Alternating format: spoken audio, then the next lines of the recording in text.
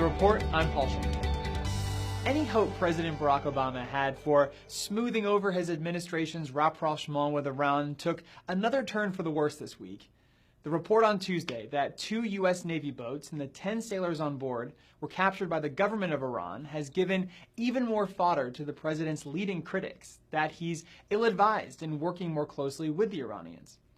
For Obama's part, members of his administration say the nuclear deal, and only the nuclear deal, paved the way for the kind of dialogue that could free these sailors within 17 hours and with relatively little incident.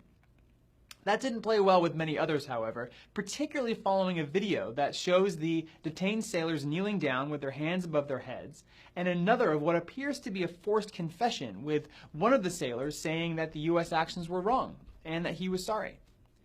John McCain, one of the president's most ardent critics and head of the Senate Armed Services Committee, released a statement outlining the international norms behind ships in distress, chiefly that they cannot be detained or searched, even if they drift into sovereign territory. The administration is pretending as if nothing out of the ordinary occurred, McCain said.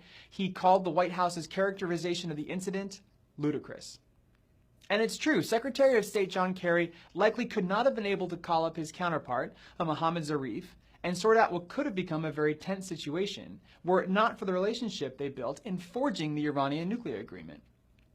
But it also highlights the complication in dealing with Iran itself. Unlike the U.S., its military operates with a great degree of autonomy, granting the chief of its navy, for example, the power to release some harshly bellicose rhetoric the morning the sailors were released. Was this a demonstration of improved relations, or was it simply a taste of what's to come? As the U.S. nears easing up sanctions against Iran in return for its cooperation, stay tuned for more military activity in that part of the world. For The Report, I'm Paul Schenker.